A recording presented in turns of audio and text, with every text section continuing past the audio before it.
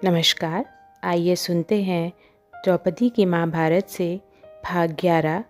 शीर्षक है बिच्छू। प्रस्तुत भाग में द्रौपदी का भाई धृष्टद्युम्न द्रौपदी को कर्ण के बारे में उचित जानकारियां देता है। ध्री ने कहा, मैं तुम्हें यह बात कृष्ण की इच्छा के विरुद्ध जाकर बता रहा हूँ। वह मुझे यह बात क्यों नहीं बताना चाहते? तुम्हें शीघ्र ही पता लग जाएगा। अब सुनो। यह कथा हस्तिनापुर में हो रही एक महान प्रतियोगिता से आरंभ होती है, जहां द्रोण ने यह निश्चय किया कि जो राजकुमार वयस्क हो चुके हैं उन्हें अपना युद्ध कौशल दिखाने का अवसर मिले। रंगभूमि प्रत्याशा से झंकृत है। कुलीन तथा सामान्य नगरवासी सभी राजकुमारों की दक्षता देखने को उत्सुक हैं। आखिरकार उन्हीं में से एक उनका राजा बनेगा। पहले ही कई गुट बन गए हैं। कुछ लोग दुर्योधन का नाम ले रहे हैं क्योंकि वह जोशीला, साहसी और त्रुटियों के प्रति उदार है। आज भी उसने प्रतियोगिता में प्रवेश करते समय भीड़ में इतनी स्वर्ण मुद्राएं उछाली कि उसकी मुद्राओं की थैली खाली हो गई। परंतु अन्य लोग यह प्रार्थना कर रहे हैं कि सर्वोच्च पुरस्कार 5 पांडवों में से किसी एक को मिले। उन पिताहीन बालकों का पालन पोषण उनके तात श्री ने, जो सिर्फ उनका हितैषी होने का दिखावा करते हैं, दरबार से मिलने वाले अनुषंगी लाभ के आधार पर किया था। ऐसा प्रतीत होता है कि देवता उतने बधिर नहीं होते जितना हम उन्हें पारंपरिक रूप से ऐसा मानकर दोष देते हैं। देखो, जैसे यहाँ अंत में अर्जुन का नाम सर्वोच्च प्रतियोगी के रूप में उभर कर आ रहा है। उसने हवा में अग्नि बाण चलाकर फिर उन्हें वर्षा के बाणों से बुझाया। उसने भीड़ पर सर्प बाण छोड़े हैं और उनके लोगों तक पहुंचने से पहले ही उन्हें गरुड़ बाण चलाकर धरती पर से उठा लिया है। उसके निंद्रा बाणों ने लोगों को स्वप्न जगत में पहुंचा दिया है। पाश बाणों से उसने लोगों के हाथ पैर बांध दिए हैं। उसने अपने सम्मोहन बाणों से लोगों के समक्ष ऐसे भयानक दैत्य उत्पन्न कर दिए हैं, उन्हें देखकर भय से लोग दुबक गए हैं। गौरवान्वित महसूस करते हुए उसके गुरु ने बताया कि ये तो कुछ छोटे छोटे अस्त्र हैं जिन्हें अभी अर्जुन ने चलाना सीखा है। अन्य अस्त्र शस्त्र अत्यंत शक्तिशाली और पवित्र हैं तथा उनका आह्वान सिर्फ गंभीर युद्ध के समय ही किया जाता है। जैसे ही अर्जुन के तात श्री और नेत्रहीन राजा उठकर उसे पुरस्कार की माला पहनाने के लिए आगे बढ़ते हैं, स्वर्ण कवच धारण किए हुए एक अज्ञात युवक रंगभूमि में उतरता है। वह प्रतियोगिता में भाग लेने की अनुमति मांगता है और फिर अत्यंत दक्षता के साथ अर्जुन द्वारा दिखाए गए सभी कारनामों की पुनरावृत्ति कर देता है। उपस्थित भीड़ आश्चर्य से मौन है, फिर प्रसन्नता से चिल्लाने लगती है, जिसमें दुर्योधन का स्वर सबसे ऊंचा होता है। वह युवक हाथ जोड़कर आकाश की ओर देखता है और सूर्य को नमस्कार करता है। वह विनम्रता से झुककर लोगों को धन्यवाद देता है। उसके बाद वह राजसी ढंग से अर्जुन को युद्ध के लिए ललकारता है। वह सुझाव देता है कि दोनों में से जो जीते उसे सर्व विजेता माना जाए। इस महान दृश्य को देखकर प्रजा ताली बजाती है। राजमंडप में राजा के साथ बैठे 3 वृद्ध पुरुष, पितामह भीष्म, द्रोणाचार्य तथा कुलगुरु कृपाचार्य एक दूसरे को व्याकुल भाव से देखते हैं। यह एक अप्रत्याशित खतरा है, ऐसा जोखिम जो वह अर्जुन को नहीं लेने देना चाहते, क्योंकि उनकी अनुभवी दृष्टि में यह स्पष्ट है कि वह अज्ञात युवक अर्जुन, जिसकी प्रतिष्ठा वे आज स्थापित करना चाहते हैं, के समान या शायद उससे भी श्रेष्ठ है। भीष्म पूछते हैं, क्या तुम इस युवक को जानते हो? कृपाचार्य सिर हिलाकर मना कर देते हैं, किंतु द्रोण चुप हैं। उनके मुख पर विचारशील होने की लक्षण दिख रहे हैं। वह धीरे से कुछ कहते हैं। नेत्रहीन राजा अपना राजदंड उठाकर कहता है कि युद्ध आरंभ किया जाए, किंतु कृपाचार्य तुरंत खड़े हो जाते हैं। वह कहते हैं, इससे पहले कुछ नियमों का पालन करना आवश्यक है। भाग लेने के लिए प्रतियोगियों के कुल का पता होना चाहिए, क्योंकि एकल युद्ध के लिए एक राजकुमार ही दूसरे राजकुमार को चुनौती दे सकता है। हम सभी को अर्जुन के कुल का पता है। हे साहसी अपरिचित व्यक्ति, कृपया अपना नाम बताओ और यह कि तुम किस राजवंश के वंशज हो। अपरिचित युवक का चेहरा लाल हो जाता है। वह कहता है, मेरा नाम कर्ण है। उसके बाद वह धीरे से बोलता है, मेरा संबंध किसी राज परिवार से नहीं है। कृपाचार्य कोमल स्वर में कहते हैं, तो फिर तुम इस राज प्रतियोगिता के नियमों के अनुसार राजकुमार अर्जुन के साथ युद्ध नहीं कर सकते। यदि इससे वह विजेता महसूस करता है तो कोई इस बात पर ध्यान नहीं देता। उसने बहुत पहले ही ऐसे मनोभावों को छिपाना सीख लिया था। रुको, दुर्योधन ने अपमान से चिल्लाकर कहा, निश्चय ही यह युवक महान योद्धा है। मैं आपको इस पुराने नियम के बहाने से उसका इस प्रकार अपमान नहीं करने दूंगा। नायक तो नायक होता है, उसकी जाति कुछ भी हो। प्रतिभा सदैव जन से अधिक महत्वपूर्ण होती है। नगरवासी इन विचारों से सहमति व्यक्त करते हैं और उल्लासपूर्वक प्रसन्न होते हैं। दुर्योधन आगे कहता है, यदि फिर भी आप इस बात पर जोर देते हैं कि अर्जुन से युद्ध करने के लिए कर्ण का राजा होना अनिवार्य है, तो मैं अपनी विरासत इसके साथ बांट लेता हूँ। वह पवित्र जल मंगवाता है और कर्ण के सिर पर छिड़क देता है। लोगों के अभिनंदन के बीच वह कहता है, राजा कर्ण, मैं तुम्हें अंग देश का शासक और अपना मित्र घोषित करता हूँ। कर्ण उत्साहपूर्वक दुर्योधन को आलिंगनबद्ध कर देता है। वह कहता है, मैं तुम्हारी यह उदारता कभी नहीं भूलूंगा। तुमने मेरे सम्मान की रक्षा की है। पृथ्वी भले ही विखंडित हो जाए, किंतु मैं कभी तुम्हारा साथ नहीं छोड़ूंगा। इसी क्षण से तुम्हारे मित्र मेरे मित्र हैं और तुम्हारे शत्रु मेरे घोर शत्रु। उपस्थित लोग प्रशंसापूर्वक शोर करते हैं। वे एक दूसरे को कहते हैं कि इसी प्रकार नायकों को व्यवहार करना चाहिए। तीनों वृद्ध पुरुष एक दूसरे को चिंता भरी दृष्टि से देखते हैं। यह उनकी योजना अनुसार नहीं हो रहा था। नवोदित कर्ण ने अर्जुन को पराजित किए बिना ही लोकप्रियता प्राप्त कर ली है और दुर्योधन को शक्तिशाली सहयोगी मिल गया है। अब दो धनुर्धर युद्ध में भीषण रूप से दक्ष रंगभूमि में एक दूसरे के समक्ष खड़े हैं। कौन जाने इस प्रतियोगिता का परिणाम क्या होगा। महल की स्त्रियों के लिए बनाए गए मंडप में थोड़ा शोरगुल हो रहा है। रानियों में से एक बेहोश हो गई, शायद गर्मी से, शायद तनाव से। क्या यह नेत्रहीन राजा की पत्नी गांधारी है? क्या यह कुंती है जो अपने पुत्र को दी गई इस चुनौती से व्यथित हो गई है? इससे पहले कि सत्य का पता लग पाए, एक वृद्ध पुरुष लंगड़ाते हुए रंगभूमि में प्रवेश करता है। उसके वस्त्रों से स्पष्ट है कि वह किसी निम्न जाति का है। क्या यह कोई लुहार है? जो लोग इन बातों को जानते हैं उनका कहना है, नहीं, यह कोई सूत है। वह कर्ण की ओर बढ़ता है और घोर आश्चर्य यह है कि कर्ण अपना धनुष नीचे रखकर उस वृद्ध पुरुष के चरण स्पर्श करता है। पुत्र, वह आगंतुक कहता है, क्या यह सचमुच तुम हो जो इतने वर्षों के बाद लौटे हो? परंतु तुम यहाँ इन कुलीन राजकुमारों के मध्य क्या कर रहे हो? तुम्हारे सिर पर यह मुकुट क्यों रखा गया है? असीमित विनम्रता के साथ कर्ण उस वृद्ध पुरुष का हाथ पकड़कर उसे समझाता हुआ एक ओर ले जाता है।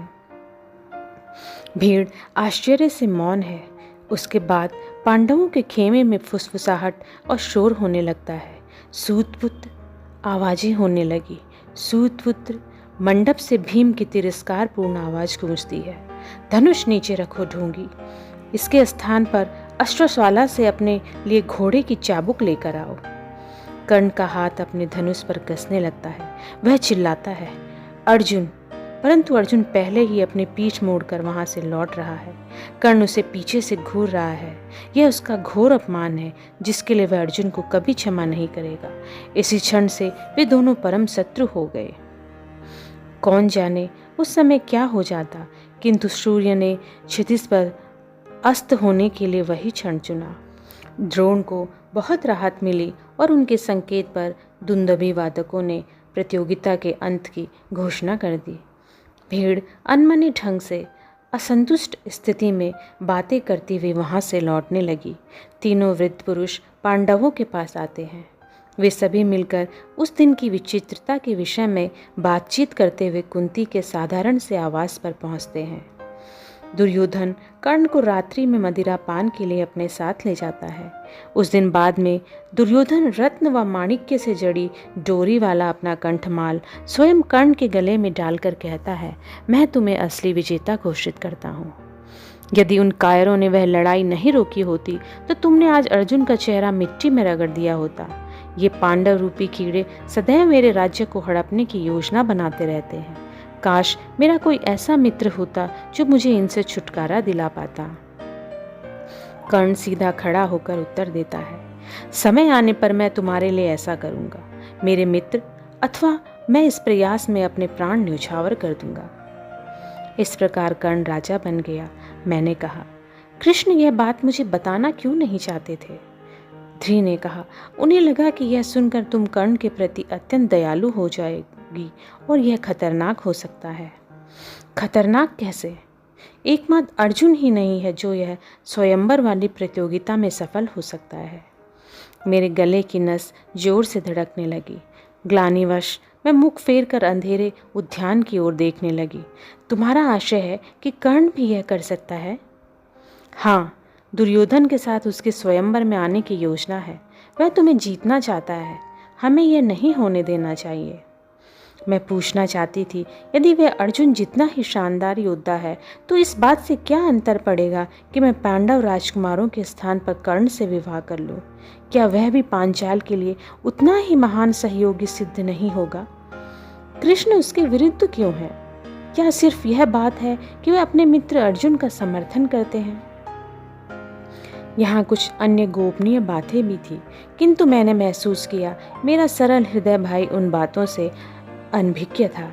इसलिए मैंने पूछा, तुम उसे रोक कैसे सकते हो? यदि वह जीत गया तो क्या हम पिताजी के वचन की प्रतिष्ठा से बंधे हुए नहीं हैं? परिवार की प्रतिष्ठा किसी भी अन्य प्रतिष्ठा से अधिक श्रेष्ठ है, मेरे भाई ने कहा। वह क्षण भर के लिए रुका, मानो मेरी असहमति की प्रतीक्षा कर रहा हो। मैं कोई मार्ग सोचता हूँ। कृष्ण मेरी सहायता करेंगे। तुम्हें भी अपनी भूमिका निभानी चाहिए। मैं ध्री से तर्क नहीं करना चाहती थी, किंतु मैं अपने परिवार की प्रतिष्ठा के लिए कर्ण का विरोध भी नहीं करना चाहती थी। मैंने पूछा, अधिरथ ने कहा था कि कर्ण कुछ समय के लिए कहीं चला गया था। क्या तुम्हें पता है कि वह कहाँ गया था? ध्री ने गंभीरता से सिर हिलाकर हामी भरी। कर्ण के जीवन के वह वर्ष व्यर्थ हो गए। यह उसके जीवन का सबसे महत्वपूर्ण भाग है और यही मुख्य कारण है कि मैं तुम्हें इसके विषय में बता रहा हूँ। जीवन के आरंभिक समय में कर्ण की धनुर्विद्या में रुचि रही। 16 वर्ष की आयु में स्वयं को अधिरथ का पुत्र मानते हुए वह सर्वश्रेष्ठ गुरु द्रोण के पास जाता है। वह स्वीकार करता है कि वह निम्न जाति से है, तथापि वह द्रोण से प्रार्थना करता है कि वह उसे अपना शिष्य बना ले। परंतु द्रोण राजकुमारी के साथ व्यस्त होते हैं। वह कहते हैं, मैं एक सूत पुत्र को शिक्षा नहीं दूंगा। निराश व अपमानित होकर कर्ण यह प्रण लेता है कि वह द्रोण से भी श्रेष्ठ गुरु से शिक्षा प्राप्त करेगा। वह नगर छोड़कर पहाड़ों में चला जाता है और अंत में अथक परिश्रम व अपने भाग्य से, हालांकि यह निश्चित है कि भाग्य अच्छा है या बुरा, वह परशुराम के आश्रम में पहुंच जाता है। द्रोण के भी गुरु, मैंने धीरे से कहा। क्या उन्होंने एक बार पृथ्वी को क्षत्रियों से इसलिए रिक्त नहीं कर दिया था कि वे भ्रष्ट लोग हैं? ध्री ने हामी भरी। चूंकि सत्य बोलकर उससे पहले भी लाभ नहीं हुआ था, इसलिए वह फिर से खतरा नहीं उठाना चाहता था। वह परशुराम से कहता है कि वह ब्राह्मण है। उसकी दक्षता देखकर ऋषि उसे शिक्षा देने के लिए तैयार हो जाते हैं।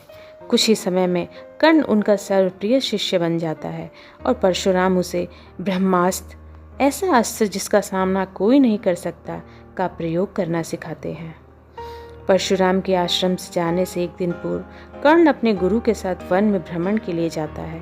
थक जाने पर जब परशुराम एक वृक्ष के नीचे आराम करना चाहते हैं तो कर्ण उनका सिर अपनी गोद में रख लेता है। जब ऋषि निंद्रा में होते हैं तो एक पहाड़ी बिच्छू अपने छिद्र से बाहर निकलकर कर्ण को जांघ पर काट लेता है, जिससे कर्ण के शरीर से रक्त बहने लगता है। कर्ण को भयंकर पीड़ा होती है, किंतु वह अपने गुरु की निंद्रा में व्यवधान नहीं डालना चाहता था। वह बिना हिले डुले रहता है, किंतु रक्त उनके घाव से रिसता हुआ परशुराम के चेहरे पर टपक जाता है, जिससे उसकी निंद्रा टूट जाती है। क्रोध में आकर परशुराम अपने सर्वप्रिय शिष्य को शाप दे डालते हैं। आश्चर्य के कारण मुझे टोकना पड़ा, परंतु क्यों? ध्री ने कहा। परशुराम को लगा एक ब्राह्मण चुपचाप इतनी पीड़ा सहन नहीं कर सकता। ऐसा करना किसी क्षत्रिय के लिए ही संभव है। उन्होंने कर्ण पर धोखा देने का आरोप लगाया। यद्यपि कर्ण ने उन्हें बताया कि वह क्षत्रिय ना होकर सूत पुत्र है, परशुराम ने उसे क्षमा नहीं किया। उन्होंने कहा, जिस प्रकार तुमने मेरे साथ छल किया, उसी प्रकार तुम्हारा मस्तिष्क भी तुम्हारे साथ छल करेगा। जिस क्षण तुम्हें ब्रह्मास्त्र की सबसे अधिक आवश्यकता होगी, तुम उसके आह्वान का मंत्र भूल जाओगे। तुम्हारे अंत समय में मुझसे प्राप्त किया हुआ ज्ञान तुम्हारे किसी काम नहीं आएगा। मुझे बहुत बुरा लगा। परशुराम के लिए कर्ण के इतने वर्षों के समर्पण का कोई महत्व नहीं है। जिस गुरु प्रेम के लिए उसने बिच्छू के दंश की पीड़ा को सहन किया, उसका क्या? क्या वह थोड़ी सी क्षमा के योग्य भी नहीं था? क्षमा, ध्री ने कहा, यह तो अत्यंत दुर्लभ गुण है जिससे महान लोग भी वंचित रह जाते हैं। क्या हमारा अपना अस्तित्व ही इस बात का प्रमाण नहीं है? अपने हृदय में निर्धारित लक्ष्य को प्राप्त करके फिर उसे खो देने के कारण कर्ण निराश होकर दोबारा पहाड़ों का रुख करता है। रात्रि का समय है। एक गांव से बाहर वन में आराम करते हुए वह देखता है कि एक पशु उसकी ओर आ रहा है। परेशान होकर वह उस स्वर को सुनकर बाण चला देता है। मरते हुए पशु की चीत्कार सुनकर उसे महसूस होता है उसने पशुओं में सर्वाधिक पवित्र किसी गाय की हत्या कर दी है। मैंने आंखें बंद कर ली। मैं उसकी कथा और अधिक नहीं सुनना चाहती थी। मैं चाहती थी कि उस पशु के हत्यारे के रूप में पकड़े जाने से पहले कर्ण वहां से चला जाए। मुझे पता था वह ऐसा नहीं करेगा। सुबह होने पर वह गाय के स्वामी को खोज लेता है, उसके समक्ष अपने कृत्य को स्वीकार करता है और क्षतिपूर्ति करने की याचना करता है। परंतु क्रोधित ब्राह्मण कहता है, तुमने मेरी गाय की हत्या की जबकि वह निस्सहाय थी। तुम भी इसी प्रकार निस्सहाय स्थिति में अपने प्राण गंवाओगे।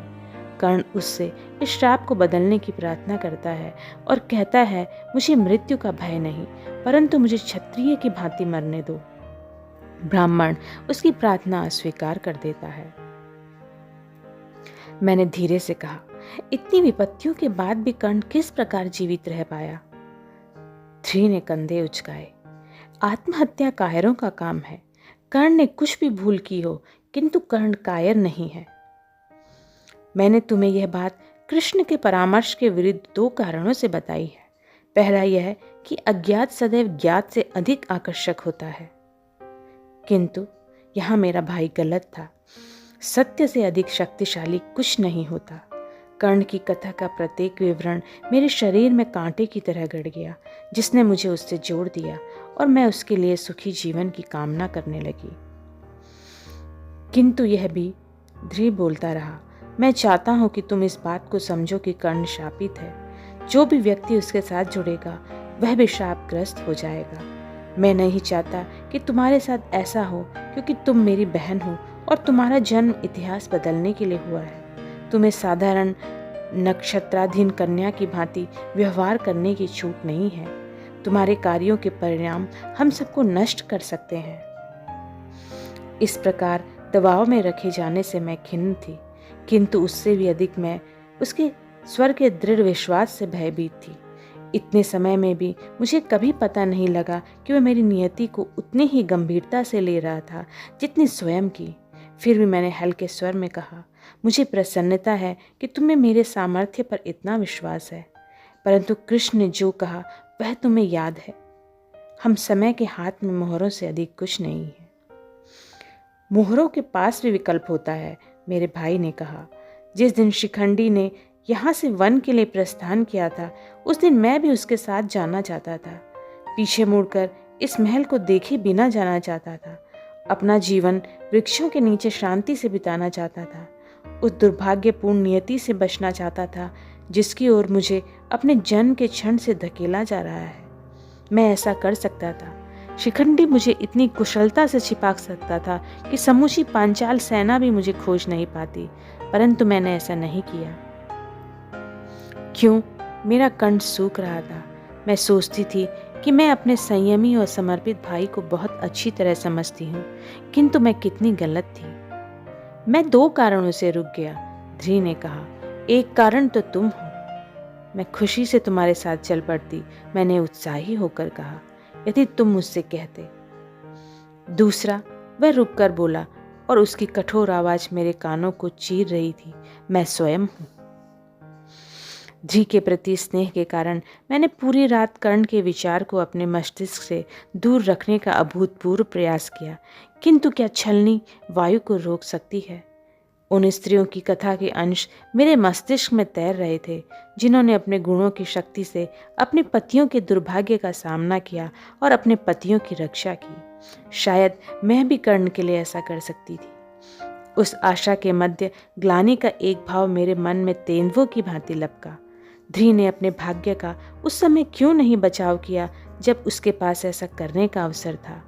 मैं विशाल वृक्षों की छाया में निश्चिंत अवस्था में उसकी कल्पना करने लगी और उसकी तनी हुई भवें जो उसके व्यक्तित्व को नष्ट कर देती थी अब चिंता मुक्त लग रही थी।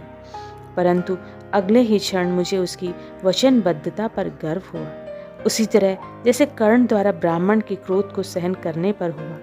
मुझे पता था मुझे उन दोनों में तुलना नहीं करनी चाहिए और मेरी निष्ठा सिर्फ अपने भाई के प्रति होनी चाहिए। निंद्रा और जागृति के बीच झूलते वह दोनों पुरुष मानो मेरे मस्तिष्क में पिघलने लगे। उनके स्वभाव और उनकी नियति में कितनी समानता थी। वह उन दोनों को त्रासदी की ओर धकेल रही थी और उन्हें खतरनाक श्रेष्ठतापूर्ण कार्य करने पर विवश कर रही थी। वे दोनों युद्ध में कितने भी दक्ष हों, अंत में उससे उन्हें कोई लाभ नहीं था, क्योंकि वे सदैव अपनी अंतरात्मा के हाथों पराजित हो जाते थे। किस क्रूर देवता ने उनके मस्तिष्क के ताने बाने को इस प्रकार निर्मित किया था कि वे उसमें से कभी मुक्त नहीं हो सकते थे, और मेरे लिए उसने क्या जाल बिछाया था। भाग 12 शीर्षक है गीत। प्रस्तुत भाग में द्रौपदी के स्वयंवर का वर्णन किया गया है। तो आइए शुरू करते हैं। कुंडलीदार सफेद सर्व की भांति चांदी की तस्तरे में रखी वरमाला मेरी हाथ जितनी मोटी थी। मुझे उससे भय लग रहा था, क्योंकि मेरे विचार से वह किसी भी समय मुझ पर आक्रमण कर सकती थी। अब क्या हुआ? दाई माँ ने कहा, तुम्हारा चेहरा काले पड़ गए मटकों की तरह कुम्हला क्यों गया है? यह बहुत भारी है, मैंने कहा, और यह कहते समय मैं उस माला को किसी के गले में डालने की कल्पना कर रही थी। मुझे उसकी तंतुनुमा और बलखाती पेशियां स्पष्ट दिखाई दे रही थी, जबकि शेष चेहरा निराशाजनक रूप से रिक्त था। हास्यास्पद, दाई माँ ने कहा, यदि वह सच्चा नायक होगा तो इसका भार उठा पाएगा, और तुम्हारा भी। उन्होंने पलक झपकते हुए जोड़ा। सेवक मेरे आसपास घूम रहे थे, दुल्हन के गालों के लिए थोड़ा और कमल पराग। विवाह की साड़ी का सफेद और स्वर्णिम किनारा इस प्रकार लपेटा गया था कि उससे कौमार्यता का आभास पैदा हो सके। एक वृद्ध महिला मुस्कान के साथ मेरी नाभि पर चंदन का लेप लगा रही थी। चूड़ियाँ, कमरबंद, पायल, रत्न जड़ित नाक की लौंग इतनी बड़ी थी कि संभालने के लिए मेरे जूड़े के साथ एक पतली जंजीर से बांधा गया था। मैंने दाई माँ से कहा, मुझे ऐसा प्रतीत हो रहा है कि मैंने युद्ध कवच पहना हुआ है। ऐसा ही है, वह बोली, अब टाल मटोल बहुत हो चुकी, तुम्हारा भाई चलते चलते बाहर का बरामदा घिस देगा। ध्री कक्ष के बाहर मेरी प्रतीक्षा कर रहा था, ताकि वह मुझे विवाह के सभागृह तक ले जा सके, जहाँ राजागण पहले से पहुंचे हुए थे। वह अपनी परंपरागत दक्षता में बहुत गंभीर था। मैंने देखा कि उसके पीछे म्यान लटक रही थी, जिसके ऊपर उड़ते हुए पशु गुदे हुए थे। यह तलवार किस लिए है? मैंने पूछा। दाई माँ ने कहा, यह कैसा प्रश्न है? क्या तुम्हें पता नहीं कि अपनी बहन के सम्मान की रक्षा करना भाई का पावन कर्तव्य होता है? आज तुम्हारे लिए लाड टपकाते हुए उन निकृष्ट राजाओं से निपटने में यह बहुत व्यस्त रहेगा। आपकी अश्लीलता मुझे रत्ती भर भी विस्मृत नहीं करती है, ध्री ने दाई माँ से कहा। वह हंसी और उसके कान पर हल्का सा थप्पड़ मारकर जल्दी से राज परिचारकों के सर्वश्रेष्ठ स्थान पर जा बैठी। मुझे तलवार का सही कारण पता था। ध्री को संकट की आशंका थी। मैंने गरज व संगीत के शोर में नवागंतुकों की सूचना सुनी। अश्वों की हिनहिनाहट, हाथियों की चिंगाड़ और अस्त्र शस्त्रों की झंझनाहट भी थी। ध्री ने कहा, राजा लोग अपने साथ योद्धा लाए हैं। वे सब बाहर खड़े हैं, परंतु चिंता मत करो, समस्त पांचाल सेना भी सशस्त्र तैयार है। मुझे यह बताने के लिए धन्यवाद, मैंने कहा। अब मैं स्वयं को पूरी तरह शांत महसूस कर रही हूँ। क्या तुम्हें कभी किसी ने यह बताया है? वह बोला, ये कटाक्ष करना नववधू को शोभा नहीं देता। ज्यों ही मैंने विवाह कक्ष में प्रवेश किया, वहां तत्काल सन्नाटा छा गया, मानो मैं कोई तलवार थी जिसने एक साथ सभी की स्वर तंत्रियां काट दी हो। अपने घूंघट के पीछे से मैं गंभीर होकर मुस्कुरा रही थी। इस शक्तिशाली क्षण का आनंद लो, मैंने स्वयं से कहा। हो सकता है कि यह तुम्हारा एकमात्र ऐसा क्षण हो। सर्वप्रथम ध्री ने मुझे वह राजागण दिखाए जो सिर्फ स्वयंवर देखने आए थे और जिनसे मुझे घबराने की आवश्यकता नहीं थी। देखो कृष्ण, वह मेरा मित्र, मेरी खीज, वहाँ किसी साधारण व्यक्ति की तरह अपने भाई के साथ बैठा था। जैसे ही कृष्ण ने आशीर्वाद व अभिनंदन स्वरूप अपना हाथ उठाया, उनके मुकुट का चंचल मोर पंख नीचे को झुक गया। कक्ष में दर्शकों की जाति के आधार पर वर्गीकृत किया गया था। वैश्य वर्ण को नीले रंग के ध्वज से, जिसके ऊपर व्यापारी जहाज बना हुआ था, दर्शाया गया था। गेहूं की कटाई करता हुआ कृषक शूद्र वर्ण का चिन्ह था। ब्राह्मणों को श्रेष्ठ आसन दिए गए थे, जिन पर पीठ साधने के लिए फुंदने वाले मनसत रखे गए थे। श्वेत रेशम पर बना हुआ हवन करता पुजारी उनका ध्वज प्रतीक था। अब ध्री ने महत्वपूर्ण प्रतियोगियों की ओर संकेत किया। मैंने उन्हें उनके चित्रों से मिलाने का प्रयास किया, किंतु वे सभी उससे अधिक भारी व वृद्ध नजर आ रहे थे।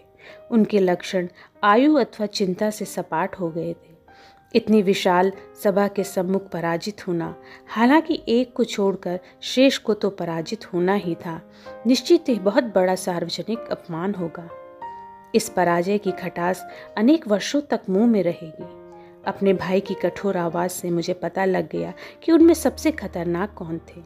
इसलिए नहीं कि वे विजयी हो सकते थे, अपितु इसलिए कि वो पराजित होने के बाद कुछ भी कर सकते थे। अर्जुन, मैंने अंत में पूछा, यहाँ नहीं है। मुझे यह देखकर आश्चर्य हुआ कि उसने किस प्रकार अपने स्वर को नीरस बनाना सीख लिया था। वह अन्य नाम बताता चला गया। जब वह रुका तो मैंने पूछा, क्या बस इतने ही हैं? वह मेरे प्रश्न में छिपे प्रश्न को समझ गया। उसकी आंखें उसकी अरुचि को अभिव्यक्त कर रही थी। कर्ण आया है। ध्री ने उसकी ओर संकेत नहीं किया, किंतु मैंने उसे पहचान लिया। दुर्योधन के साथ संगमरमर के स्तंभ के पीछे वह आधा छिपा हुआ था। मेरा हृदय इतना जोर से धड़क रहा था कि मुझे लगा कि ध्री उसकी आवाज़ सुन लेगा। मैं कर्ण की ओर देखकर जानना चाहती थी, क्या सचमुच उसके नेत्र उतने ही उदासीन थे जितने उस चित्रकार ने बनाए हैं। किंतु मुझे भी यह पता था कि ऐसा करना उपयुक्त नहीं होगा। मैंने उसके हाथों पर ध्यान दिया। उसकी कलाइयाँ उपेक्षापूर्ण ढंग से आभूषणहीन थी और उसकी उंगलियों की गांठें शक्तिशाली किंतु फूटी हुई थी। यदि मेरे भाई को पता लग गया कि मेरी उन्हें छूने की इच्छा कितनी प्रबल थी, तो वह आवेश से भर जाता। दुर्योधन ने टिप्पणी की, शायद मेरे विषय में, और उसके साथीगण अपने घुटनों पर हाथ मारकर जोर से हंसने लगे। एकमात्र कर्ण था जो किसी लौ की भांति स्थिर बैठ रहा था। उसके ऊंट के हल्के तिरछेपन से उसकी असहमति व्यक्त हो गई, किंतु वह दुर्योधन को शांत करने के लिए पर्याप्त थी। ध्री मुझे मंच पर बुला रहा था और उसका स्वर इतना तीखा था कि मेरे अनुचर भी आश्चर्यचकित हो गए। मैं वहां चली गई, किंतु इस दौरान मेरे भीतर निष्ठा व इच्छा के बीच द्वंद्व चलता रहा। यदि अर्जुन यहाँ नहीं है तो ध्री और कृष्ण को क्या अधिकार है कि वह मुझे कर्ण को नापसंद करने के लिए बाध्य करें। तभी तुरही का स्वर गूंजा। प्रतियोगिता आरंभ हो चुकी थी।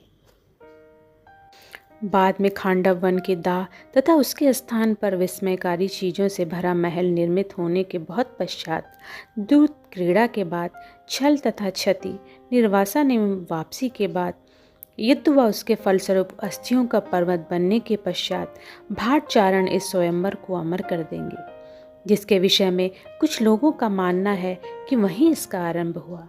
वे इस बात को इस तरह से गाएंगे, आशा से सुगंधित एवं चिंताओं से भरे उस कक्ष में, जहाँ गर्व की बांसुरी और क्रोध का ढोल बज रहा था, भारत के महानतम राजागण किंदार धनुष को धरती से उठा नहीं पाए थे। मुट्ठी भर जो निशाना साध कर बाण चला सके, वे मछली की आंख भेदने में सफल नहीं हुए। जरासंध का निशाना उसकी अंगुली की चौड़ाई जितना, शल्य का सेम के बीज जितना और शिशुपाल का निशाना तिल जितना चूक गया। जब दुर्योधन ने बाण चलाया तो दर्शकों ने प्रसन्नता से शोर मचाया, किंतु प्रबंधक ने लक्ष्य का निरीक्षण करने के बाद घोषणा की कि कौरव राजकुमार का निशाना सरसों के बीज जितना चूक गया था। अब सिर्फ कर्ण शेष रह गया था। सिंह की भांति वह अपने आसन से उठा। उसके कवच पर प्रकाश स्वर्णिम अयाल की भांति चमक रहा था। उसने पूर्व दिशा की ओर मुड़कर सूर्य को और उत्तर दिशा में अपने गुरु को प्रणाम किया। वह इतना महान था कि अपने गुरु द्वारा श्राप दिए जाने के बावजूद उसके मन में उनके लिए दुर्भावना नहीं थी। उसने किंधार की ओर बढ़ते हुए उसके सम्मान में हाथ जोड़े और उसने वह धनुष इतनी सरलता से उठा लिया मानो वह बच्चों के लिए सरकंडे का बना धनुष हो। यह देखकर समस्त सभा स्तब्ध रह गई। ज्यों ही उसने धनुष की प्रत्यंचा तड़ाकर टंकार की, एक गहन व संगीतमय कंपन सभा में गूंज उठा, मानो स्वयं धनुष ही उस गीत को गा रहा हो। यहाँ तक कि मैं भी मुग्ध हो गई। तभी उसके प्रत्युत्तर में एक आवाज आई। पृथ्वी कांपने लगी और दूर कहीं गीदड़ व गिद्धों का रुदन सुनाई देने लगा। ब्राह्मणों ने इन अपशकुनों को सुनकर सिर हिलाया और परस्पर धीमे स्वर में कहने लगे कि यदि यह व्यक्ति प्रतियोगिता जीत गया तो हम लोगों पर कैसी विपत्ति आएगी। कृष्ण अपने स्थान से उठ खड़े हुए और महर्षि व्यास, जिन्होंने ध्यानावस्था में इस समूची पृथ्वी के इतिहास को पहले से ही देख लिया था, कर्ण को सावधानी से देखने लगे, क्योंकि यही वह क्षण था जब इतिहास का मार्ग अच्छाई तथा बुराई के मध्य झूल रहा था। धृष्टद्युम्न, जो मेरे निकट खड़ा था, एक कदम आगे बढ़ा और बोला, कर्ण, यद्यपि तुम अपने युद्ध कौशल के लिए प्रसिद्ध हो, मेरी बहन किसी निम्न जाति के व्यक्ति को अपना पति नहीं चुन सकती। इसलिए मेरा तुमसे विनम्र अनुरोध है कि तुम लौट जाओ और अपना आसन ग्रहण कर लो। कर्ण की आंखें धूप में बर्फ की भांति चमकी, किंतु उसने हस्तिनापुर में हुई प्रतियोगिता से बहुत कुछ सीख लिया था। उसने शांत स्वर में उत्तर दिया, यह सत्य है कि मेरा पालन पोषण अधिरथ ने किया है, किंतु मैं क्षत्रिय हूँ। मेरे गुरु परशुराम अपनी दिव्य दृष्टि से यह देख चुके हैं और मुझे श्राप भी दे चुके हैं। उस श्राप ने मुझे आज इन क्षत्रिय राजाओं के मध्य खड़े रहने के योग्य कर दिया है। मैं इस प्रतियोगिता में अवश्य भाग लूंगा, कौन मुझे रोकेगा। इसके उत्तर में धृष्टद्युम्न ने अपनी तलवार निकाल ली। यद्यपि उसका चेहरा शरद ऋतु की संध्या की भांति पीला पड़ गया था और उसका हाथ कांप रहा था, क्योंकि वह जानता था कि वह कर्ण से मुकाबला नहीं कर सकेगा, परंतु उसके परिवार की प्रतिष्ठा दांव पर थी और वह इसके अतिरिक्त कुछ नहीं कर सकता था। तभी उस विवाह कक्ष में व्याप्त मौन के बीच कोयल के गीत सी मधुर किंतु यह दृढ़ आवाज सुनाई पड़ी कि अंगराज, मेरा हाथ मांगने से पूर्व आपको अपने पिता का नाम बताना होगा, क्योंकि निश्चित ही एक कन्या को जो अपने परिवार से सभी संबंध विच्छेद करके अपने पति के कुल से संबंध स्थापित करने जा रही है, यह जानने का अधिकार है। यह मेरी आवाज़ थी। यह बोलते हुए मैं अपने भाई और कर्ण के मध्य आ खड़ी हुई और मैंने अपना घूंघट गिर जाने दिया।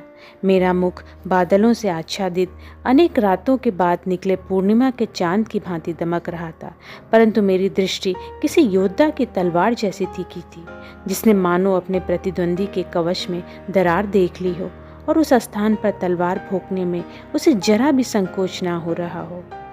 सभा में उपस्थित प्रत्येक व्यक्ति जो मुझे पाने की इच्छा रखता था, अपने भाग्य को इस बात के लिए सराह रहा था कि उस समय वह मेरे समक्ष नहीं खड़ा था। उस प्रश्न के समक्ष कर्ण मौन हो गया। पराजित होकर उसने अपना सिर लज्जा से झुका लिया और कक्ष से बाहर निकल गया, परंतु भारत के सभी राजाओं के समक्ष हुए इस अपमान को वह भुला नहीं पाया और समय आने पर उसने अपने अपमान का प्रतिशोध मुझसे यानी पांचाल की राजकुमारी से 100 गुना बढ़ा कर लिया। मैं चारणों के गीत के लिए उन्हें दोष नहीं देती। एक प्रकार से ये घटनाएं उसी तरीके से हुई जैसा वह वर्णन करते हैं, किंतु दूसरे ढंग से देखें तो वह एकदम भिन्न थी। जब कर्ण ने चुनौती दी और मेरा भाई तलवार निकालकर आगे बढ़ा, तब भय से मेरी दृष्टि धूमिल हो गई। कुछ भयंकर घटित होने वाला था। वहाँ मेरे अतिरिक्त ऐसा कोई नहीं था जो उसे रोक पाता, किंतु मैं क्या करूं? मैंने निर्देश की आशा से कृष्ण की ओर देखा। मुझे लगा वह अपनी ठुड्डी से कुछ संकेत कर रहे हैं, किंतु वे क्या कह रहे थे? उनके पीछे खड़े ब्यास की भवें तनी हुई थी। उन्होंने मुझे इस क्षण के लिए चेतावनी भी दी थी, किंतु मेरा चक्कर खाता सिर उनके शब्दों को याद नहीं कर पा रहा था। क्या उन्होंने ऐसा नहीं कहा था कि मैं अपने भाई की मृत्यु का कारण बनूंगी? मैंने अपने दांत रगड़े और एक लंबी श्वास ली। मैं सरलता से सब कुछ भाग्य पर नहीं छोड़ सकती थी। ध्री ने म्यान से तलवार निकाली और अपने कंधे कस लिए। कर्ण ने अपना बाण, जो उसने लक्ष्य पर चलाने के लिए निकाला था, मेरे भाई के वक्ष पर साध लिया। उसकी आंखें सुंदर, उदासीन तथा अविचल थी। ऐसी व्यक्ति की आंखें जो अपने लक्ष्य को भेदने से कभी नहीं चूकता। एक स्मृति के अतिरिक्त मेरा मस्तिष्क बिल्कुल रिक्त हो गया। वह क्षण जब मैं अवांछित रूप से अग्नि से बाहर निकली थी और ध्री ने मेरा हाथ थामकर मुझे स्वीकार किया था। मुझे प्रेम करने वाला वह प्रथम व्यक्ति था। कर्ण को देखकर मेरे हृदय में उत्पन्न हुआ वह नवजात कंपन, वह विस्मय जो क्रोधवश कर्ण के मुझसे मुंह फेर लेने के बाद उस कंपन का स्थान ले लेगा। बाद में कुछ लोग मेरी प्रशंसा करेंगे कि मैंने उस घमंडी सूत पुत्र को लज्जित कर दिया। कुछ लोग मुझे घमंडी कहेंगे, जातिवादी कहेंगे। वह कहेंगे कि जो भी दंड मुझे मिला मैं उसकी अधिकारी हूँ। कुछ लोग फिर भी मेरी प्रशंसा करेंगे कि मैंने धर्म का साथ दिया, चाहे उसका अर्थ कुछ भी हो, परंतु मैंने यह सब इसलिए किया है कि मैं अपने भाई को मरते हुए नहीं देख सकती थी। क्या हमारे कर्म हमारी नियति को बदल सकते हैं, अथवा वह सिर्फ किसी बांध में उत्पन्न दरार से भरी गई रेत की तरह होते हैं जो अपरिहार्य को मात्र कुछ देर रोक सकते हैं? हाँ, मैंने ध्री को बचाया ताकि वह अपना साहसी व भीषण कार्य पूरा कर सके, परंतु मृत्यु को धोखा देना इतना सरल नहीं होता। जब वह दोबारा उसके पास आई, उसका स्वरूप इतना बुरा था कि मुझे लगा कि मुझे यह स्वयंवर के समय ही हो जाने देना चाहिए था, जहाँ कम से कम उसकी मृत्यु सम्मानपूर्वक होती। एक बात निश्चित थी, उस समय कुछ अवश्य बदल गया था।